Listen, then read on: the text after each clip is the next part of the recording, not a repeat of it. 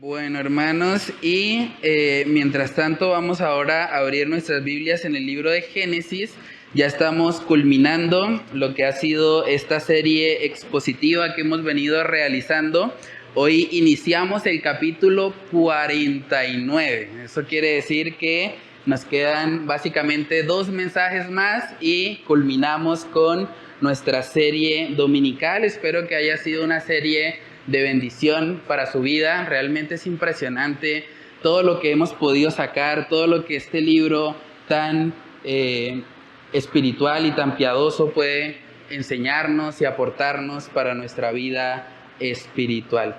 Entonces, hermanos, hoy iniciamos el capítulo 49, hace 8 días, para recordar un poco lo que venimos estudiando. Hace 8 días nuestro hermano Ricardo nos estuvo compartiendo la bendición de Jacob hacia sus nietos, ¿cierto? Y veíamos que fue una bendición muy especial porque Jacob, a pesar de su avanzada edad, él hizo un esfuerzo físico enorme por sentarse, hablarle a sus hijos para transmitirles una fe verdadera. Jacob sabía de la influencia que sus nietos tenían por la cultura egipcia y por lo tanto él quiso asegurarse antes de morir, antes de partir de este mundo, él quiso presentarle a sus nietos al Dios omnipotente. Y fue una bendición tan grande que incluso los adoptó, los colocó como sus hijos en lugar de Rubén y de Simeón. Hoy vamos a estar viendo justamente que Jacob, haciendo un esfuerzo extraordinario, Jacob para este momento tendría 147 años.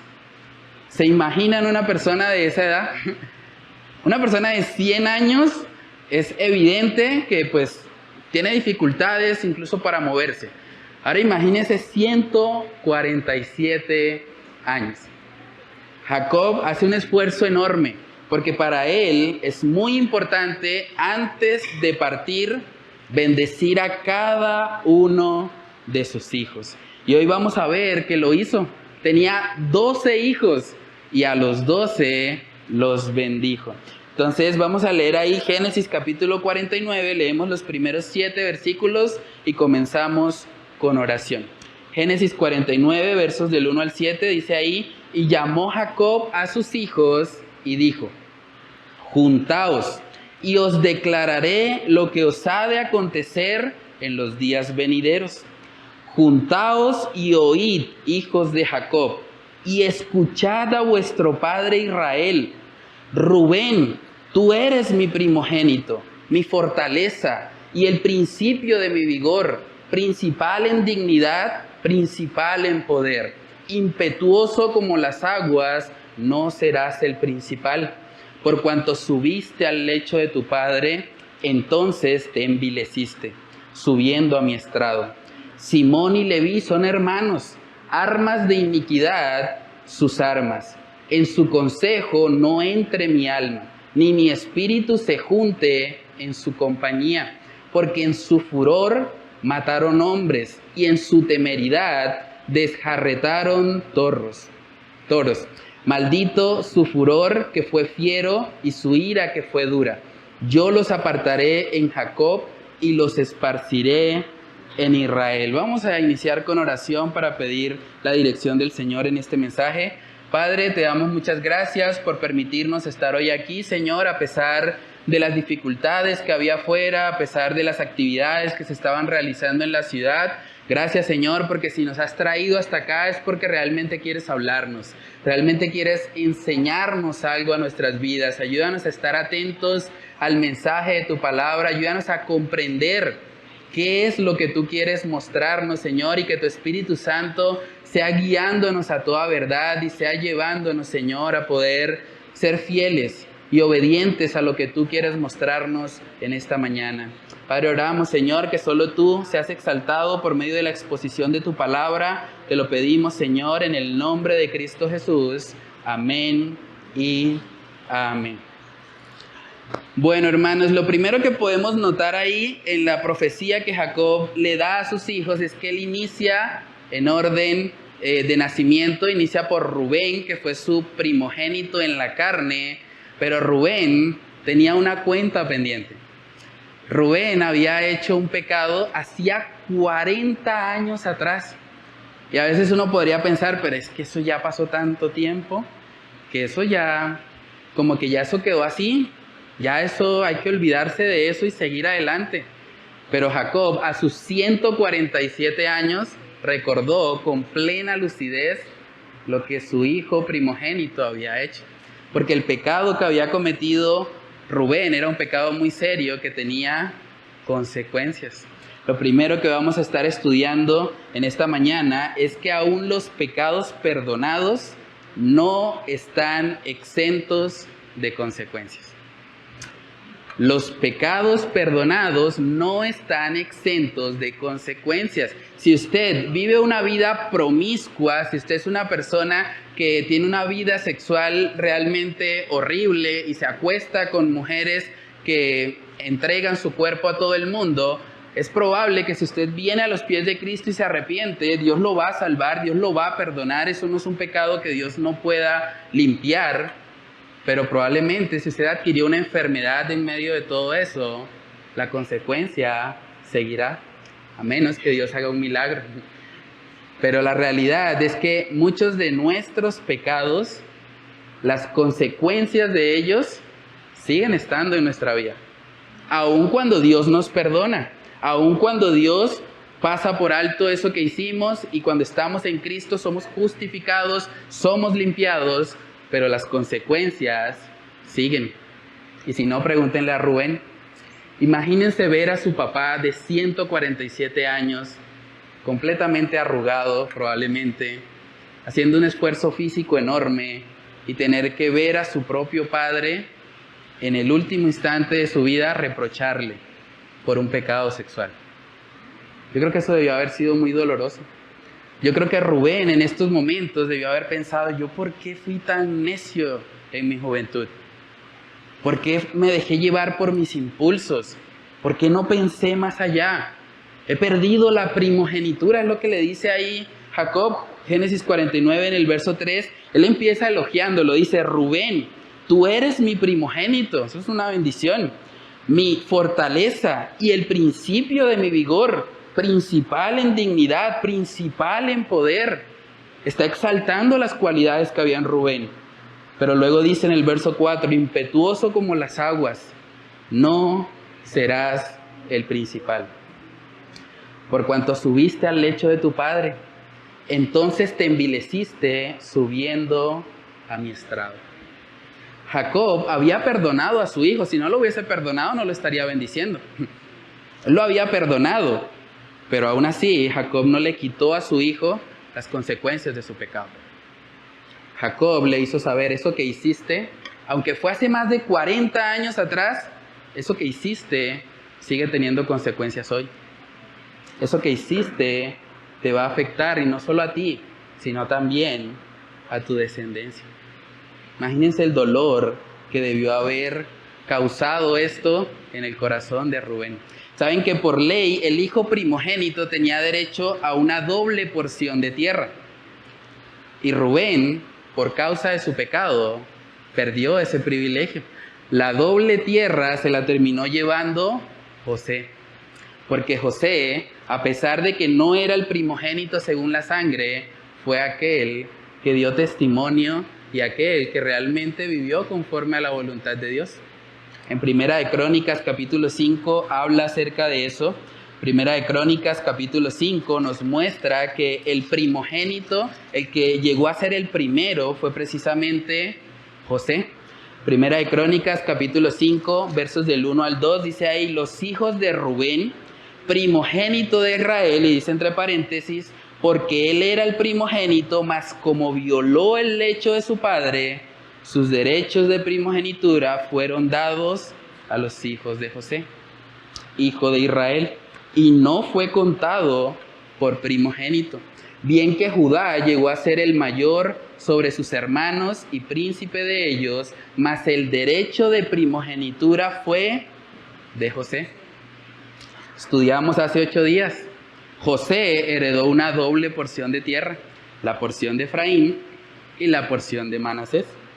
Ahí vemos el cumplimiento de la Escritura.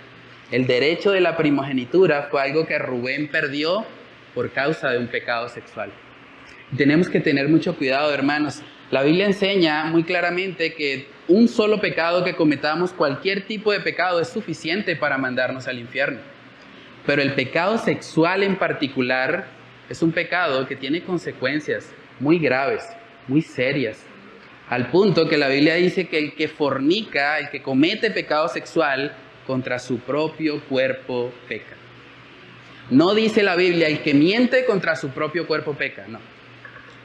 El que roba contra su propio cuerpo peca, no. Pero el que fornica, el que peca sexualmente, se pone en una condición donde las consecuencias llegan a ser muy graves, muy severas. Proverbios capítulo 6, todo el libro de Proverbios, todo ese capítulo habla mucho acerca de cómo podemos cuidarnos de esto. Porque lo que le pasó a Rubén es algo que si no tenemos cuidado, puede llegar a pasarnos a nosotros también. Proverbios capítulo 6, verso 32, dice ahí, mas el que comete adulterio, otra vez un pecado sexual, es falto de entendimiento. Corrompe su alma el que tal hace. Heridas y vergüenza hallará, y su afrenta, dice, nunca será borrada. Nunca. Imagínense eso. Estamos hablando de un pecado muy serio. Saben que el pecado sexual generalmente se presenta como prometiendo satisfacción, prometiéndole a la persona que lo va a hacer sentir bien. Pero detrás de eso, lo que hay es una afrenta que nunca será borrada. Detrás de eso, lo que hay es lamento, dolor, insatisfacción, un vacío enorme al ver que persiguiendo algo terminamos dándonos cuenta que es completamente falso lo que el pecado prometía. Entonces tenemos que tener mucho cuidado. Si usted está siendo tentado a pecar sexualmente, piense en Rubén. Piense en Rubén, piense en lo doloroso que debió haber sido para él tener que ver a su padre en avanzada edad decirle las consecuencias de su pecado. No caiga usted en la misma trampa. Dice ahí en Proverbios capítulo 6 que el que comete adulterio es falto de entendimiento. Falto de entendimiento. Usted no debe caer en esa trampa. Es una mentira de Satanás creer que usted el pecado sexual le va a satisfacer. El que hace eso destruye su propia alma y destruye a otros. Muchos hogares en Colombia han sido destruidos por causa del adulterio. Por causa de un hombre que no pudo controlar sus impulsos sexuales. Porque se dejó llevar, se dejó enceguecer simplemente por lo que otra persona le ofrecía. Y las consecuencias de ese pecado lo seguimos viendo hoy. En nuestra sociedad colombiana, tristemente, la mayoría de los niños que están naciendo crecen sin un papá. Y la razón por la que papá no está es porque papá muchas veces está con otra. Porque papá no sabe controlar sus impulsos. Porque papá no tiene dominio propio. Porque papá, tristemente, no conoce a Dios. Entonces tenemos que tener mucho cuidado. El pecado sexual tiene consecuencias aún después de muchos años. Y Rubén lo vivió. Si seguimos leyendo ahí, vemos que ahora él habla acerca de los siguientes dos hijos. Habla de Simeón y de Leví. Otros dos personajes que también habían pecado muchos años atrás. Aproximadamente también unos 40 años o tal vez más de 40 años atrás, ellos habían cometido un genocidio. El pecado que Jacob ahora les está reprochando a estos personajes es el pecado de la ira. Y es otro pecado muy serio que también tiene consecuencias muy severas. Génesis 49, verso 5 dice, Simeón y Leví son hermanos, armas de iniquidad sus armas. En su consejo no entre mi alma, ni mi espíritu se junte en su compañía, porque en su furor, mire lo que hicieron, mataron hombres, y en su temeridad desjarretaron toros. Maldito su furor, que fue fiero, y su ira, que fue dura. Yo los apartaré en Jacob y los esparciré en Israel. Jacob está condenando aquí fuertemente el genocidio que ellos hicieron. Su hermana Dina fue deshonrada, fue violada.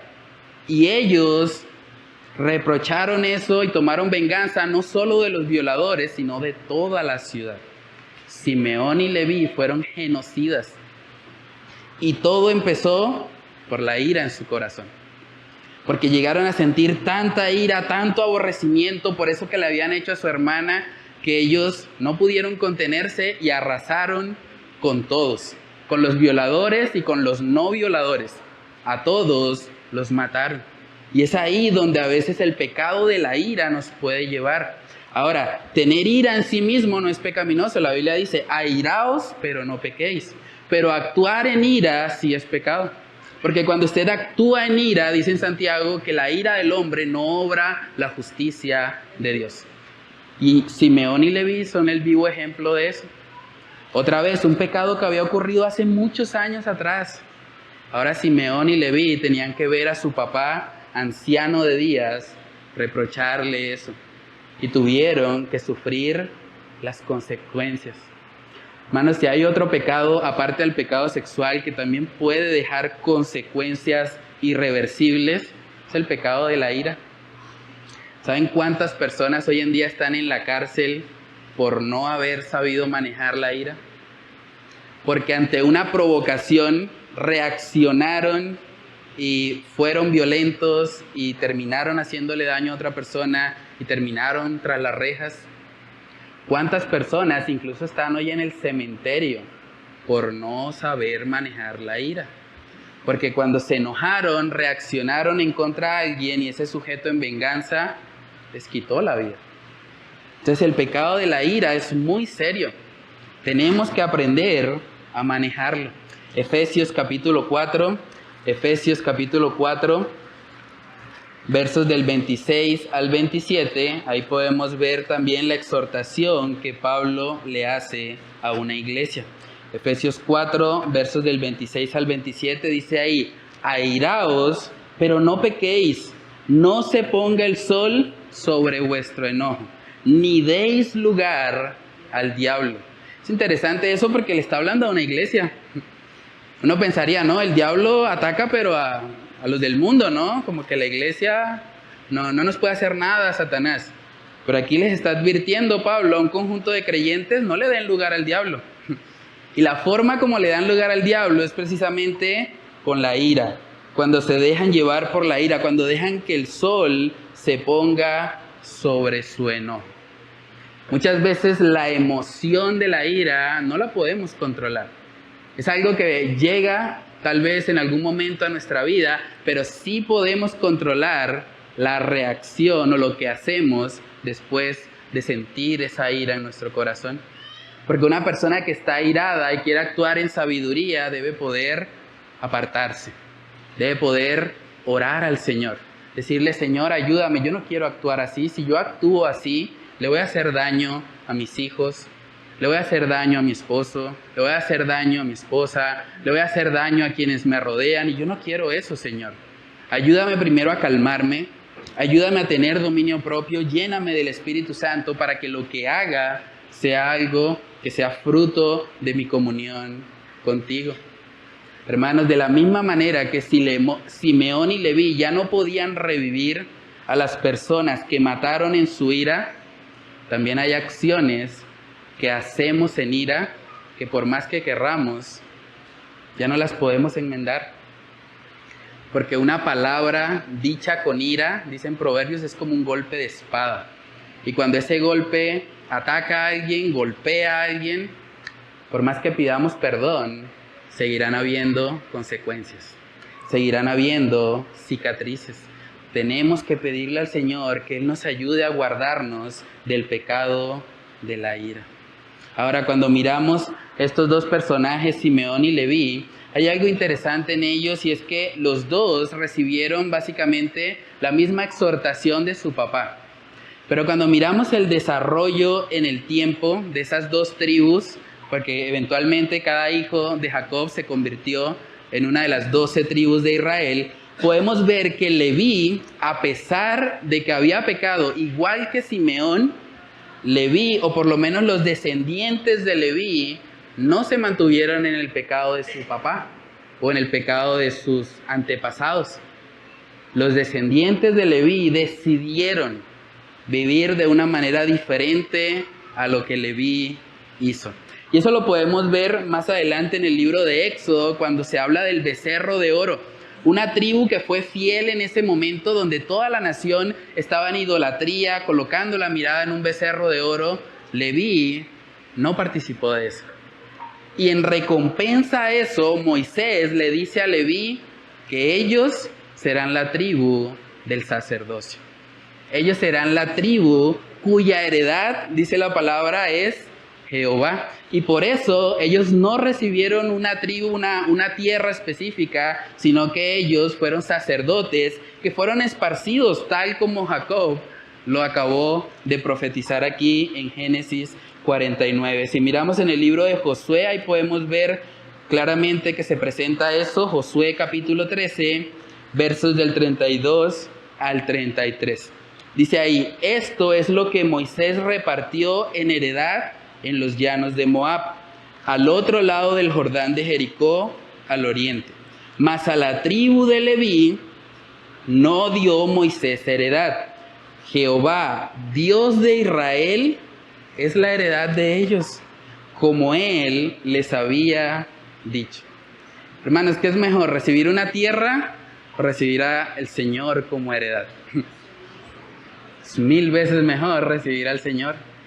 Esta tribu que empezó mal, que pecó, que fue genocida en un principio, por medio de una vida de arrepentimiento y de búsqueda del Señor, cambió totalmente su destino.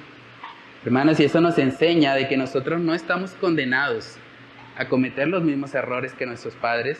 Si su papá es borracho, usted no tiene por qué ser borracho. Si su papá es una persona que no administró bien los recursos, usted no tiene que ser un desordenado financieramente. Si su papá fue una persona que hizo cosas horribles, usted no tiene por qué repetir esas mismas cosas. Y la tribu de Leví es un ejemplo de eso. Me gusta mucho un comentario que hizo precisamente el pastor Charles Spurgeon hablando acerca de este tema. Él dijo: feliz es el hombre que, aunque comienza con una sombra oscura que descansa sobre él, vive de tal modo que convierte incluso esa sombra en luz de sol brillante. Leví ganó una bendición de la mano de Moisés, una de las bendiciones más ricas que las que cualquiera de las otras tribus. Por medio de una vida de arrepentimiento, a pesar de que sí hubo consecuencias por el pecado, Leví pudo cambiar su destino. Y eso debe darnos esperanza. Probablemente hay personas aquí que han pecado sexualmente.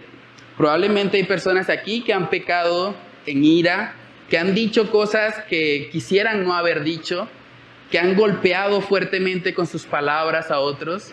Si ese es tu caso, tú puedes ser un Leví. Tú puedes ser como los descendientes de Leví, que a pesar de su pecado y a pesar de las consecuencias, ellos cambiaron su destino y terminaron recibiendo una bendición que, en mi opinión, sería incluso mejor que la misma primogenitura. Porque tener a Dios como su heredad, eso es glorioso. Eso es algo que realmente vale la pena vivir.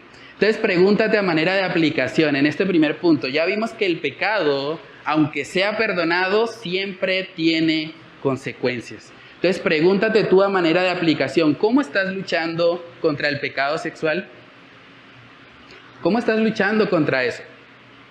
Si alguien aquí dice: no, es que yo no lucho contra el pecado sexual, bueno, muéstreme sus alas y miramos a ver qué tipo de querubín es usted.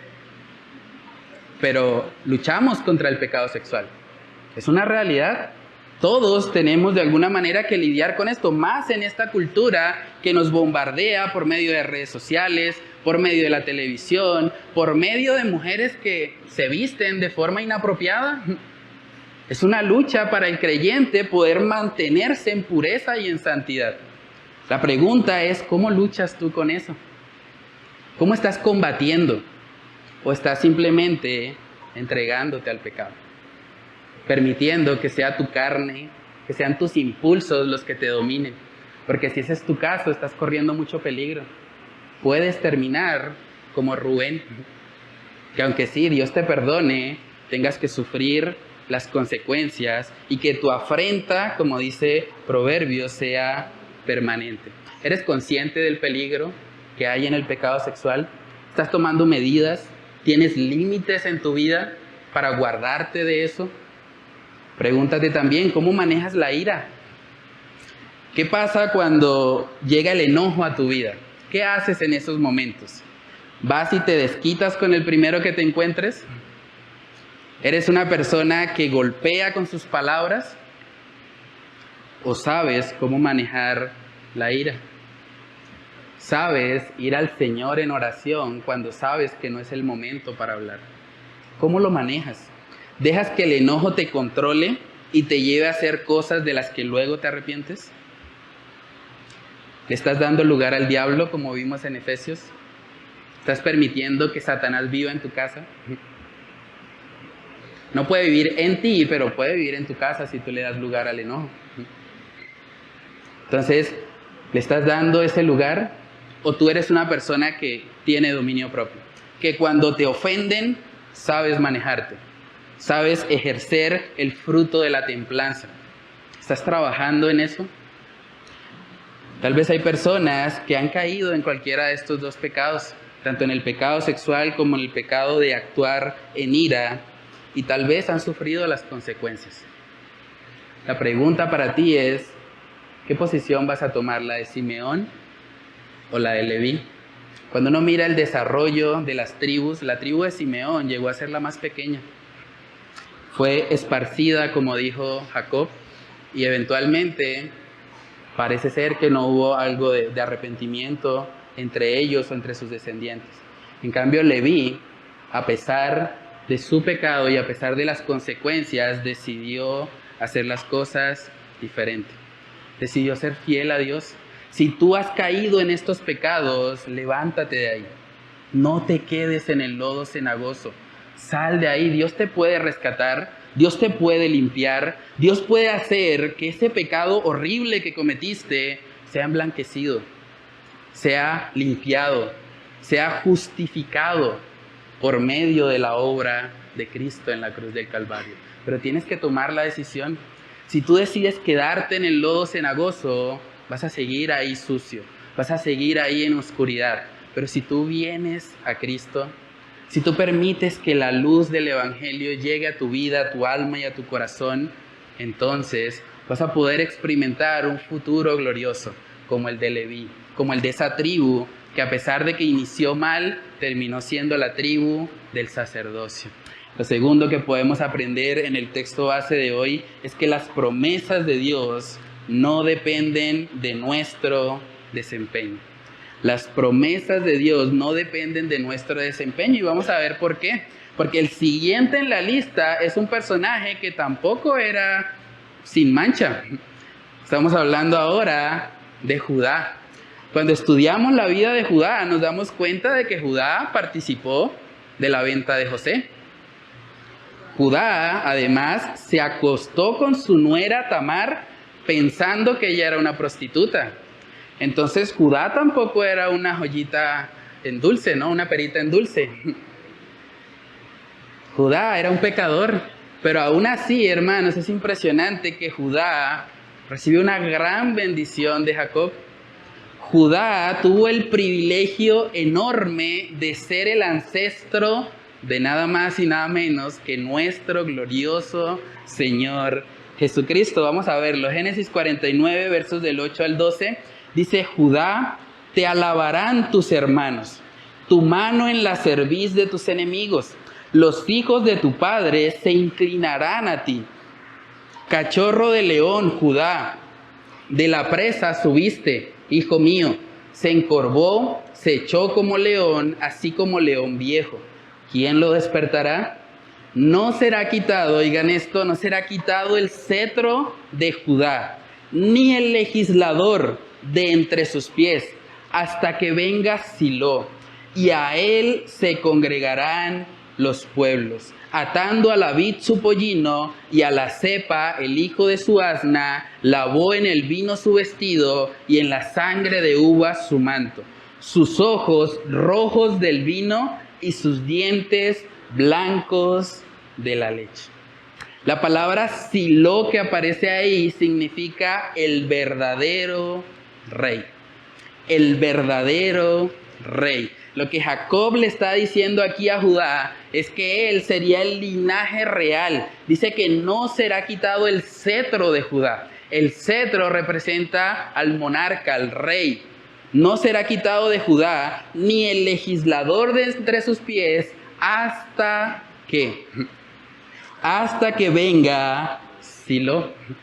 Silo es el verdadero rey. Van a haber reyes descendientes de Judá hasta que venga el Rey de Reyes. Hasta que venga nuestro glorioso Señor Jesucristo. Hermanos, ¿saben que por eso justamente es que cuando los judíos vieron a Jesús y se dieron cuenta que era el Mesías, ellos quisieron hacer de Jesús un rey político? Porque ellos pensaron que el cumplimiento de esta palabra era con Jesús en su primera venida. Y ellos estaban pensando, bueno, ahí tenemos a Jesús, vamos a coronarlo como rey político. Y viene el tiempo de abundancia, porque lo que menciona después habla de abundancia. Dice ahí, atando a la vid su pollino. No era común para una persona atar un pollino a una vid, porque el pollino se iba a comer la vid. Pero había tanta abundancia que se podían dar ese lujo. ¿Cierto? Es lo que está mostrando aquí Jacob. Y a la cepa, el hijo de su asna. Atar un hijo de asna o un pollino a la vid o a la cepa era una señal de abundancia. Lavó en el vino su vestido. ¿Se imaginan lo costoso que sería lavar nuestro vestido en un vino?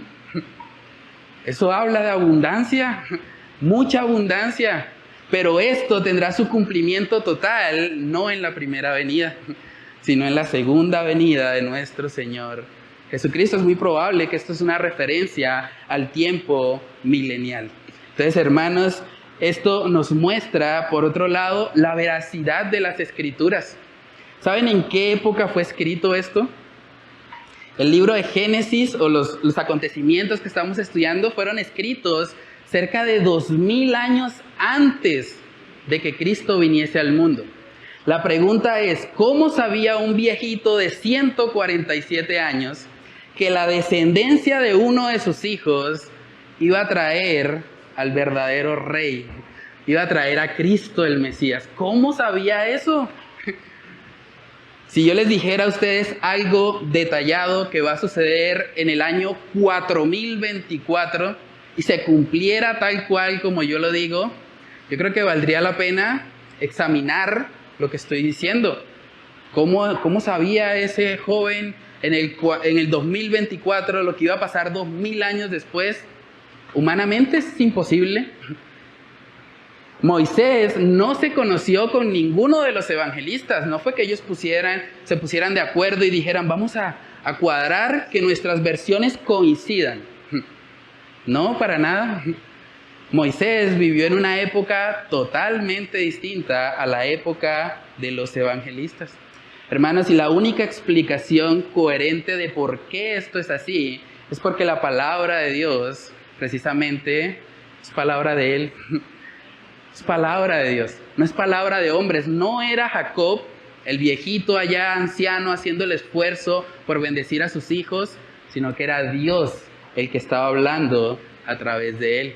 Y Dios que trasciende el tiempo, Dios que conoce el futuro, Dios que sabe perfectamente todo lo que ha sucedido y todo lo que sucederá, le reveló a Jacob esa realidad. Segunda de Pedro capítulo 1, versos del 20 al 21. Dice ahí la palabra de Dios, entendiendo primero esto, que ninguna profecía de la Escritura es de interpretación privada, porque nunca, oígase bien, la profecía fue traída por voluntad humana. No fue por voluntad de Jacob, sino que los santos hombres de Dios hablaron siendo inspirados por el Espíritu Santo. Los santos hombres de Dios hablaron siendo inspirados por el Espíritu Santo. Hermanos, lo que tenemos acá es la primera profecía de un hombre. Lo que hemos venido estudiando en el libro de Génesis, Dios ha hablado de muchas maneras, pero ahora está hablando por medio de Jacob. Está utilizando un hombre. Hasta cierto punto podríamos decir que Jacob fue el primer profeta, por lo menos que vemos explícitamente dando una palabra futura. Entonces, Jacob está anunciando algo que va a ocurrir 2000 años después y que ocurrió al pie de la letra. Ahora, no solamente respecto a Silo, al verdadero rey que es Cristo, sino también respecto al linaje real de Judá. Porque de David en adelante, todos fueron descendientes de Judá. David es de la tribu de Judá, Salomón es de la tribu de Judá, y de ahí en adelante todo el linaje real hasta llegar a nuestro Señor Jesucristo fue de reyes. Entonces, hermanos, vemos que la palabra de Dios es veraz. Hay muchos que en este mes de octubre están recordando precisamente la importancia de la Biblia. El mes de la Biblia llaman algunos. Y todas estas cosas realmente deben llevarnos a valorar este precioso libro. Porque Dios, en su infinita sabiduría, decidió mostrarnos esto para el bien de nuestras almas. Hermanos, Judá fue un gran privilegiado. De hecho, si uno mira, según los estudiosos del Antiguo Testamento, hay cerca de 300 profecías detalladas sobre la primera venida de Jesús. Y las 300 profecías detalladas se cumplieron al pie de la letra en su ministerio terrenal. Entonces podemos confiar en este libro. Esto no es cuento de hadas, como algunos dicen. Esto es palabra de Dios. Y es viva y eficaz. Y puede transformar a todo aquel que se acerque a ella. Judá fue un gran privilegiado en cuanto a las bendiciones. No vemos ni siquiera que su padre le reprochara los pecados que él había cometido. Probablemente no estaba enterado o simplemente el Señor le dio una gracia especial para que él recibiese simplemente las bendiciones de parte de su padre. Hermanos, pero eso no quita el hecho de que Jacob era un pecador. Judá era un pecador. Judá había pecado. De alguna manera Judá es una persona con la que nosotros podemos identificarnos. Porque sin merecerlo, recibió una bendición. Habiendo pecado y mereciendo lo opuesto a lo que recibió, pues fue bendecido. Y es igual con nosotros en Cristo, hermanos. Todos nosotros, todos los que estamos aquí, sin excepción, hemos pecado. Dios dijo, no mentirás, y nosotros hemos mentido. Dios dijo, honra a tu padre y a tu madre, y nosotros los hemos deshonrado. Si Dios nos juzgara por la ley, seríamos culpables.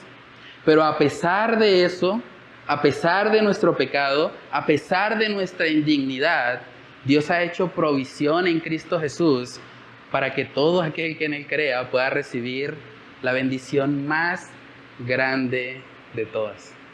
La bendición más grande de todas es poder ser llamados hijos de Dios. No hay un título, piénselo bien, no hay un título más glorioso en todo el universo que ser llamado hijo de Dios. No me importa si usted tiene un doctorado en física cuántica, es mejor ser un hijo de Dios. Juan capítulo 1 en el versículo 12, dice ahí la palabra de Dios, Juan 1:12, mas a todos los que le recibieron, a los que creen en su nombre, les dio potestad de ser hechos hijos de Dios. ¡Qué privilegio tan grande! El creador del universo entero, de las galaxias, de todo lo que existe, nos ha dado la potestad de ser llamados sus hijos. ¡Qué honra tan grande! Pero esto no es para todo el mundo. Dice, a todos los que le recibieron. Eso de que todos somos hijos de Dios, no es cierto. Todos somos creación de Dios, pero para ser hijo de Dios, se debe recibir a Cristo, debe arrepentirse de sus pecados y humillarse.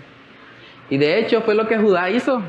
Tal vez no conocía a Juan 1:12, pero en la práctica y viendo su vida nos dimos cuenta que fue un hombre que entendió que ya no debía vivir más para sí mismo, sino que debía empezar a vivir para su Salvador. Y parte de vivir para su Salvador era precisamente amar a su prójimo. Por eso vemos a Judá dispuesto a colocarse a sí mismo para rescatar a Benjamín, a su hermano menor. Eso nos habla del fruto de salvación que hubo en este personaje Judá. Entonces tú también puedes recibir esa bendición. Tú puedes recibir una bendición incluso mayor a la que Judá recibió. Si tú te arrepientes hoy, si tú te pones a cuentas con Él, si tú reconoces delante de Dios, Dios, yo he pecado, yo no soy buena persona, yo soy una persona que muchas veces actúo en ira, muchas veces no me sé controlar, muchas veces he dañado personas y he hecho cosas que han traído consecuencias nefastas a mi vida. Pero hoy entiendo que a pesar de mi pecado, tú me puedes salvar. Hoy entiendo que a pesar de mi pecado, en Cristo hay salvación. En Cristo puedo ser una nueva criatura. Hermanos, Jesús no escoge buenas personas. ¿Saben por qué? Porque las buenas personas no existen. Jesús escoge a lo vil y menospreciado del mundo, para que toda la gloria sea de Él. Primera de Corintios capítulo 1, verso 26 dice, pues mirad, hermanos, vuestra vocación, que no sois muchos sabios según la carne, ni muchos poderosos, ni muchos nobles, sino que lo necio del mundo escogió Dios para avergonzar a los sabios, y lo débil del mundo escogió Dios para avergonzar a lo fuerte, y lo vil del mundo y lo menospreciado escogió Dios, y lo que no es para deshacer lo que es, a fin de que, óigase bien, nadie se jacte en su presencia. Si tú no te identificas con estos títulos, si tú no te identificas como alguien necio, como alguien vil, como alguien menospreciado, es probable que haya jactancia en ti. Es probable que tú creas que mereces algo, pero lo que está mostrando aquí el pasaje de 1 Corintios es que Dios escoge a esas personas para que nadie se jacte, para que nadie pueda decir yo merecía algo, yo estoy aquí por lo bueno que soy, yo estoy aquí en la iglesia porque soy mejor que esa gente de allá afuera que no viene y se la pasa en una maratón bloqueando las calles. Yo soy mejor que ellos. No es eso lo que la palabra de Dios nos enseña. Más bien, si tú estás aquí hoy es porque el Señor en tu gracia te ha escogido, a pesar de lo que eres, a pesar de tu indignidad, a pesar de que merecías lo opuesto. Entonces, pregúntate tú si has recibido esa bendición. Pregúntate tú si eres una persona que como Judá ha reconocido al Señor. Ha reconocido que las promesas que Él ha hecho no dependen de cómo me comporto. No dependen de cuáles pecados he cometido, no. La Biblia dice, Juan 3:16, porque de tal manera amó Dios al mundo que ha dado a su Hijo unigénito para que todo aquel, una invitación universal, para que todo aquel que en Él cree no se pierda, sino que tenga vida eterna. Dios te llama a ti al arrepentimiento.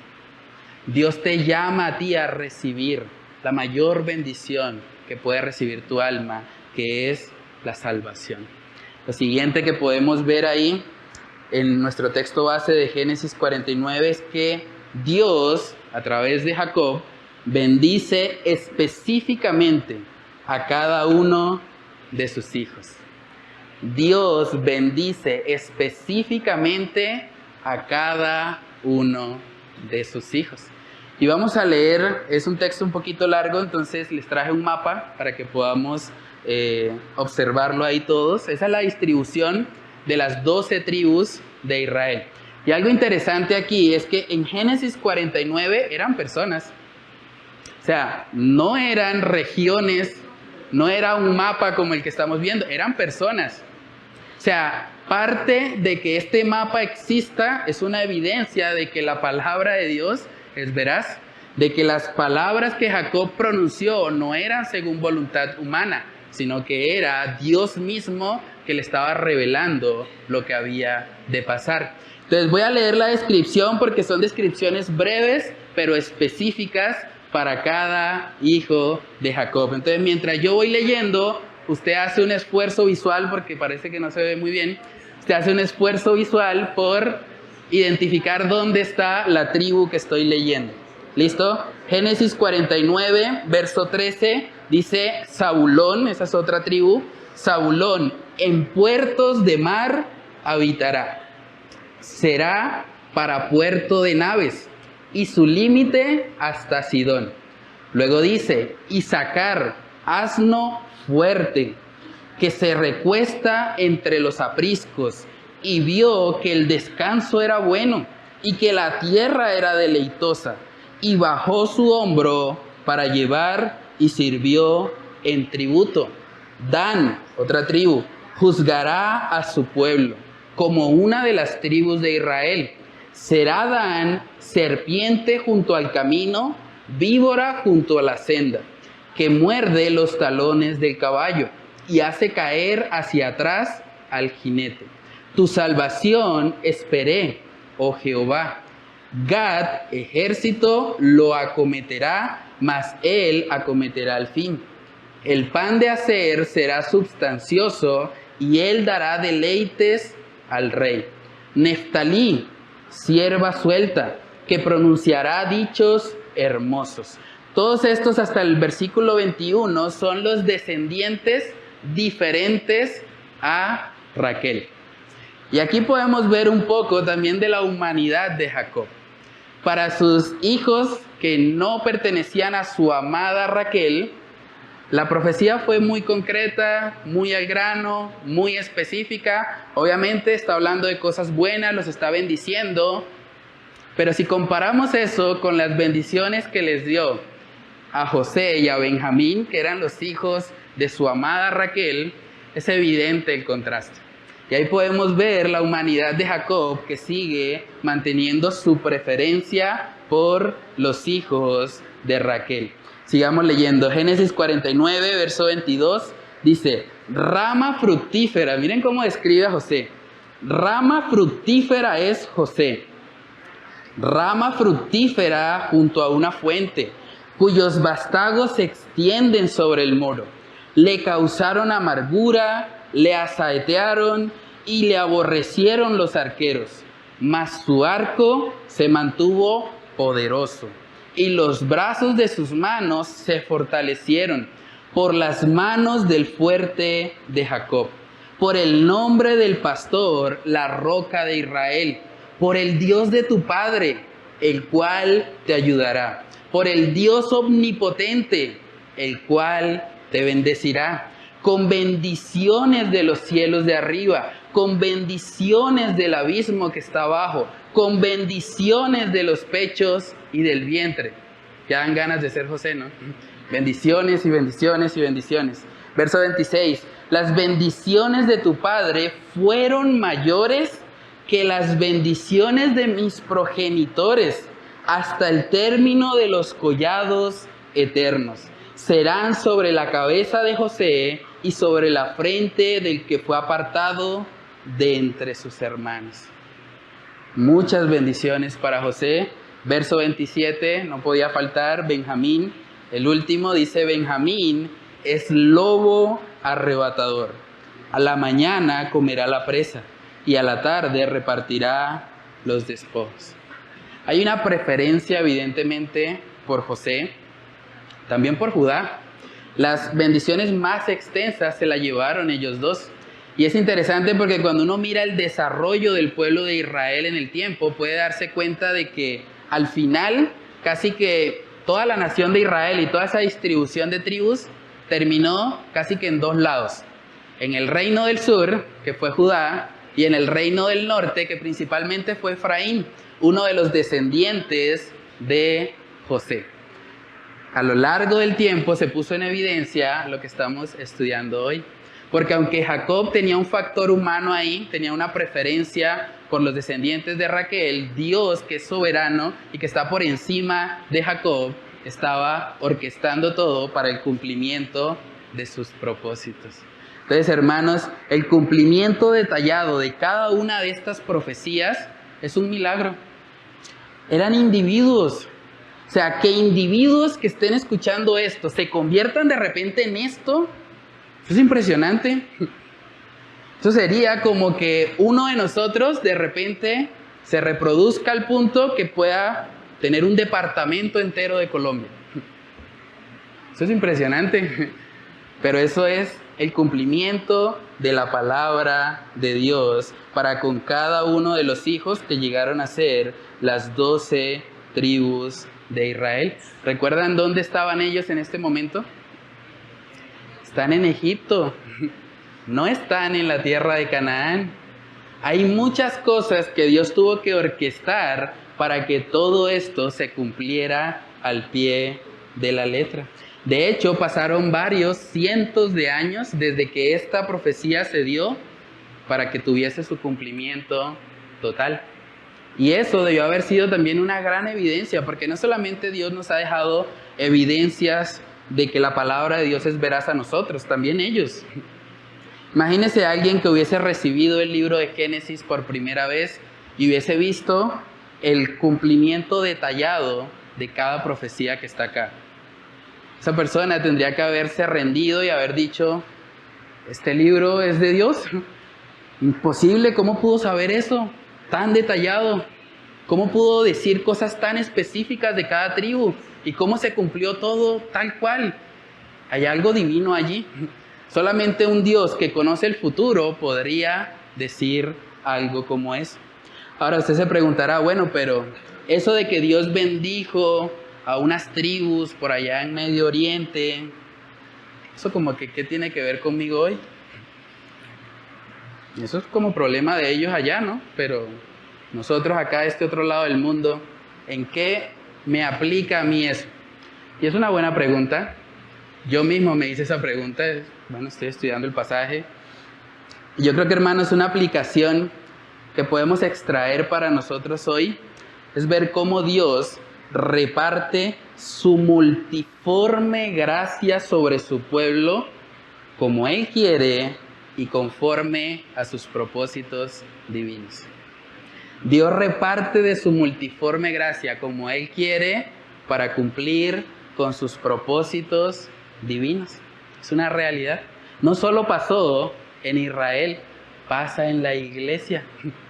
En la iglesia Dios ha bendecido a cada cristiano individualmente, específicamente, por lo menos con un don, para que esa persona pueda usarlo. Ayer justamente tuvimos una reunión de servidores, el compartir de servidores que hacemos cada 2 meses en la congregación. Y fue un tiempo muy especial y pudimos ver cómo los diferentes dones que Dios le ha regalado a cada persona de la iglesia se ponen en operación. Dice Primera de Pedro capítulo 4, versos del 10 al 11, dice que cada uno, según la tribu, dice, no, pero cada uno, según el don que ha recibido, ministrelo a otros, como buenos administradores de la multiforme gracia de Dios. Si alguno habla, hable conforme a las palabras de Dios. Si alguno ministra, ministre conforme al poder que Dios da, para que en todo sea Dios glorificado por Jesucristo, a quien pertenecen la gloria y el imperio por los siglos de los siglos. Amén. Si usted es un cristiano genuino, si usted ha nacido de nuevo, usted ha recibido de parte de Dios un don, por lo menos uno. Puede ser que tenga varios, pero por lo menos ha recibido un don de parte de Dios que no es para usted. Dios le ha dado un don a usted para que usted lo ministre a otros, para que usted sirva a otros. Dios no bendice propósitos egoístas. Dios bendice a las personas para que seamos de bendición para otros. La razón por la que usted tiene un don es para que lo use en el servicio a los demás. Es muy importante eso. Hermanos, si les soy honesto, a veces es triste. Hacemos la reunión de servidores cada 2 meses y la asistencia es muy bajita. Y siempre vemos acá el domingo, tenemos 60, a veces 80 personas, estamos más o menos en ese rango, pero cuando vamos a la reunión de servidores, y el 50% están. Y yo me pregunto, ¿qué estará pasando? ¿Será que estamos olvidándonos de lo que Dios demanda de nosotros como iglesia? Dios demanda de nosotros como iglesia que nosotros seamos fieles en servir. Si Dios nos ha dado un don, un día nos va a preguntar qué hicimos con él. Porque Dios nos dio el don con el propósito de que lo usemos, no para nosotros, sino para servir a los demás. Entonces tú debes preguntarte hoy, ¿cómo estás viviendo tu vida? ¿Cómo están tus prioridades? Y yo sé, hay situaciones que se pueden presentar. Algunos me escribieron y me dijeron, pastor, no puedo ir, tengo una situación particular, y es entendible. No estamos diciendo que sea una camisa de fuerza tener que venir sí o sí, pero sí debemos preguntarnos, ¿qué lugar ocupa la iglesia en nuestras prioridades? Para Jesús, cuando a Jesús le cuestionaron qué hacía en la congregación, él dijo, en los negocios de mi Padre me es necesario estar. Jesús prefería estar en el templo y cumplir con el propósito de Dios para su vida, que tal vez estar enredado con otras cosas, con otros afanes que este mundo ofrece. Entonces debemos preguntarnos, hermanos, la iglesia bíblicamente no es un club.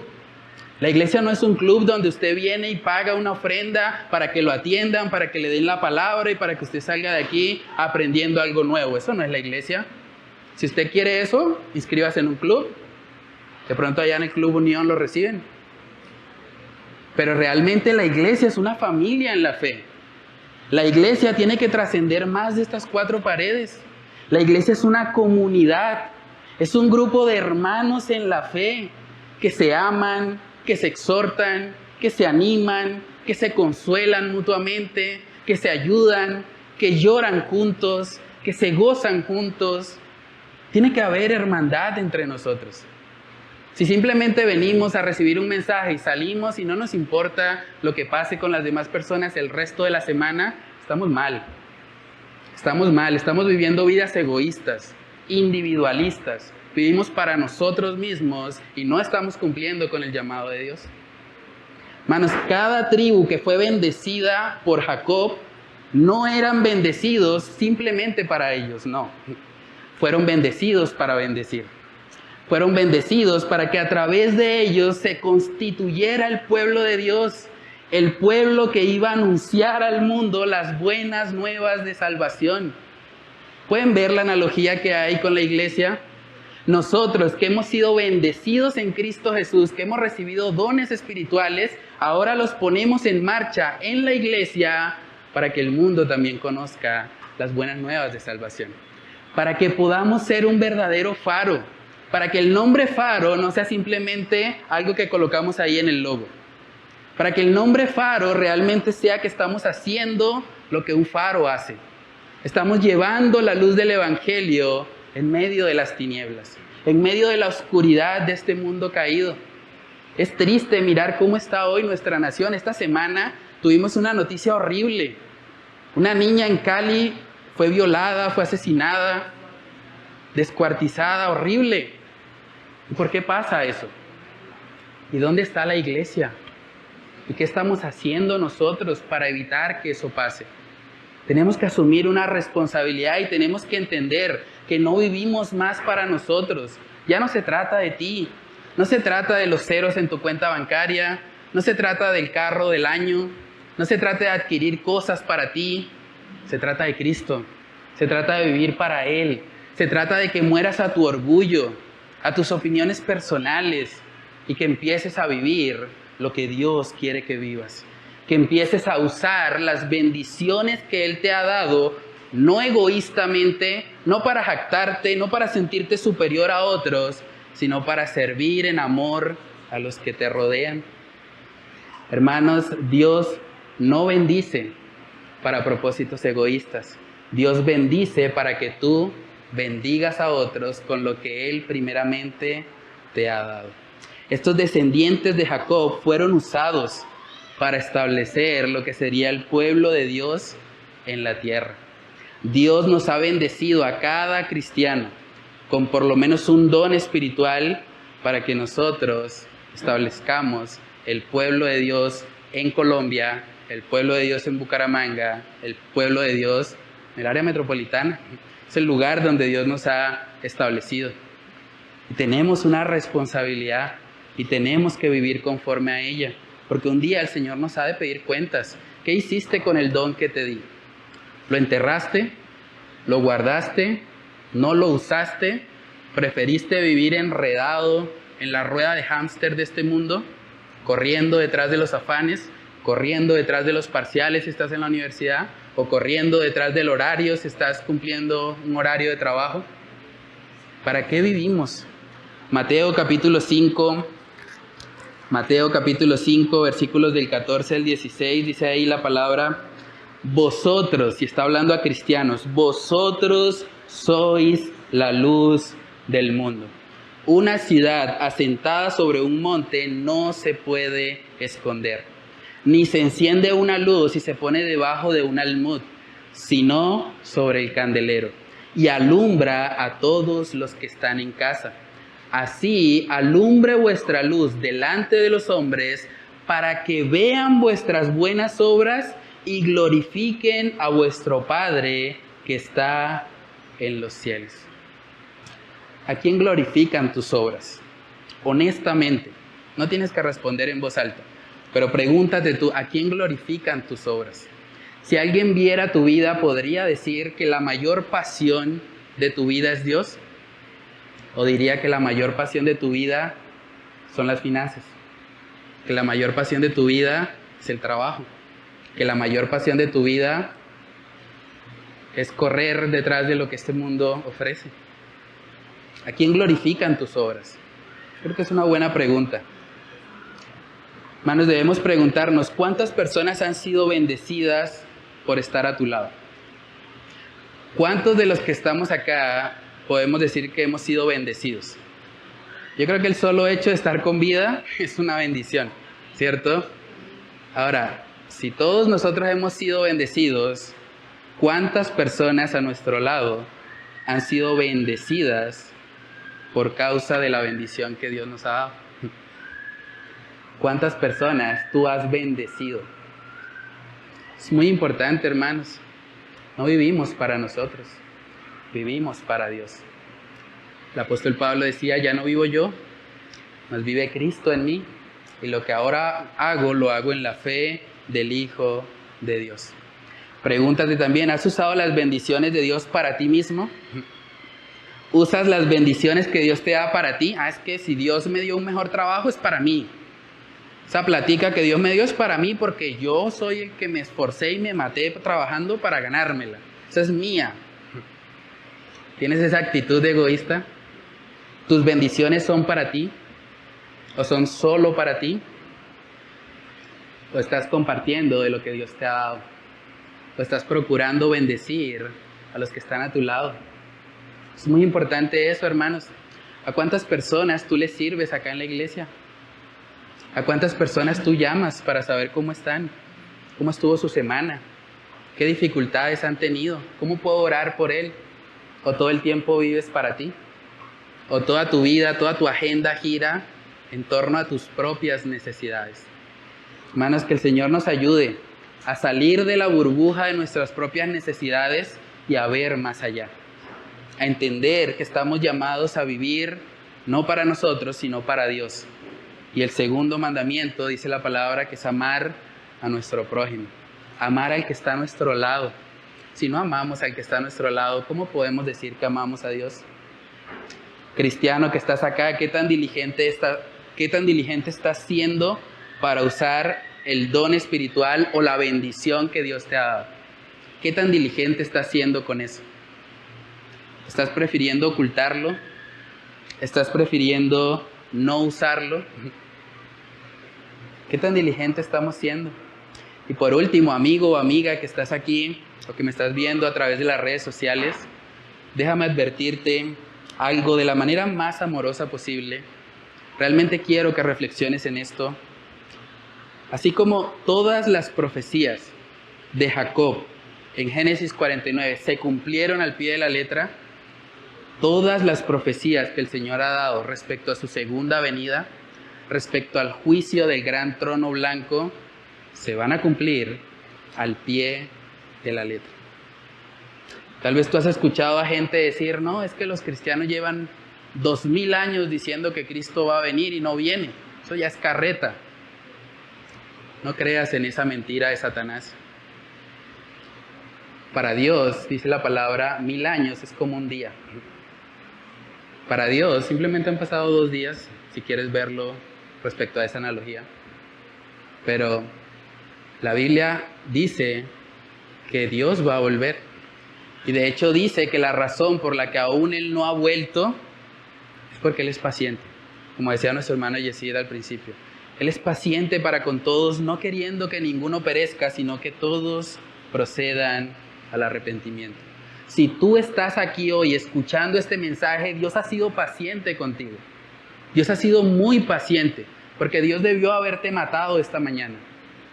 Pero Él ha sido paciente, misericordioso, dándote la oportunidad de que tú vengas a Él, de que tú te arrepientas de tus pecados, de que tú te pongas a cuentas con el Señor. No esperes más. No juegues con la misericordia de Dios. No juegues con su paciencia que te tiene aquí escuchando este mensaje.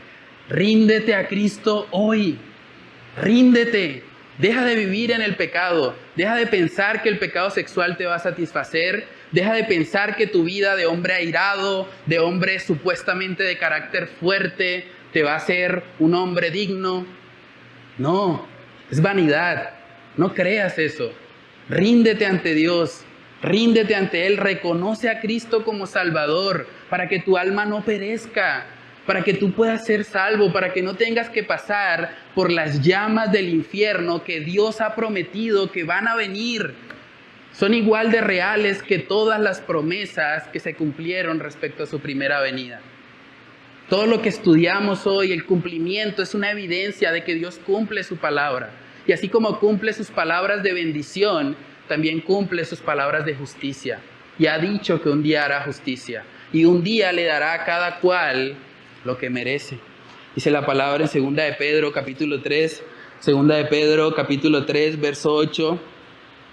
Mas, oh amados, no ignoréis esto, que para con el Señor un día es como 1000 años.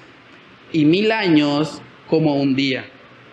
El Señor no retarda su promesa, según algunos la tienen por tardanza, sino que es paciente para con nosotros, no queriendo que ninguno perezca, sino que todos procedan al arrepentimiento. Dios no quiere que tú perezcas. Pero si seguimos leyendo, dice en el verso 10, pero el día del Señor vendrá. Él no quiere que tú perezcas, Él es paciente para con nosotros, pero el día del Señor vendrá. El día del Señor vendrá. Es una realidad, es más real que tu propia mano. Es más real que cualquier cosa que puedas palpar con tus sentidos. Es real. El día del Señor vendrá como ladrón en la noche, en el cual los cielos pasarán con gran estruendo y los elementos ardientes serán deshechos y la tierra y las obras que en ella hay serán quemadas. La única forma que tú puedas salir bien librado cuando el Señor vuelva es que te hayas arrepentido, es que hayas reconocido que has vivido una vida apartada de Dios, pero que en Cristo Jesús hay salvación, que no hay otro nombre, como dice la palabra, no hay otro nombre en el cielo, bajo el cielo dado a los hombres en el que podamos ser salvos, sino en Cristo Jesús. Ven a Cristo hoy, arrepiéntete de tus pecados, ponte a cuentas con Él, no juegues más con la paciencia de Dios y pídele a Él que Él te ayude a morir a tu orgullo, a humillarte delante de ese Dios omnipotente para que Él te pueda exaltar, para que Él te pueda usar, para que tú seas un instrumento para ahora llevar la buena nueva de salvación, la bendición más grande que este mundo puede recibir para que tú puedas llevarla a otros. Ora al Señor por eso. Pídele a Dios que te salve. Pídele a Dios que Él use tu vida como un instrumento de bendición, no para ti, sino para los demás. Hermanos, que el Señor nos ayude a no vivir más para nosotros mismos y que aprendamos a vivir para Dios y para nuestro prójimo. Vamos a orar. Padre, te damos muchas gracias, Señor, por esta porción de la palabra. Gracias porque nos muestra, Señor, cómo tú cumples siempre tu palabra, Señor. Tú cumpliste cada detalle, cada profecía que tú estableciste para cada uno de estos líderes de las diferentes tribus de Israel. Tú cumpliste todo al pie de la letra, Señor, para mostrarnos a nosotros que tú eres un Dios veraz, para mostrarnos a nosotros que tú eres un Dios que cumple lo que promete. Y así como cumpliste cada una de esas promesas, Señor, también sabemos que tú has prometido que un día nuestros libros serán abiertos en ese juicio del gran trono blanco. Y cada cosa que hicimos, desde que nacimos hasta la edad que tenemos, todo estará allí registrado. Y la única forma, Señor, de poder salir bien librados de ese juicio es que hayamos recibido a Cristo como Salvador. Es que Cristo haya cargado en la cruz del Calvario nuestra culpabilidad, el acta de decretos que estaba en nuestra contra. Padre, ayúdanos a poder recibir eso por la fe. Ayúdanos a reconocer, Señor, que en nosotros mismos estamos perdidos. No hay esperanza. Somos culpables, hemos pecado, merecemos el infierno. Pero que en Cristo Jesús somos justificados, somos escogidos, somos santificados, somos limpiados y somos hechos ovejas de tu prado. Ayúdanos, Señor, a caminar siempre contigo de la mano. Y ayúdanos a recordar que hemos sido salvados no para sentarnos a calentar una silla, hemos sido salvados para que ahora usemos los dones que tú nos has dado, las bendiciones que nos has otorgado, para poder bendecir a nuestros hermanos en la fe y para poder bendecir a aquellos que no te conocen. Padre, ayúdanos, Señor, a que este sermón no quede simplemente en nuestros oídos, que no quede simplemente temporalmente en nuestra mente, sino que este sermón realmente pueda llevarnos a la acción, pueda llevarnos a la práctica y pueda llevarnos a vivir una vida donde el centro de todo ya no somos nosotros, sino que el centro de todo eres tú como nuestro glorioso Salvador. Padre, ayúdanos a poner por obra lo que hemos aprendido en esta mañana. Te lo pedimos, Señor, en el nombre de Cristo Jesús. Amén y amén.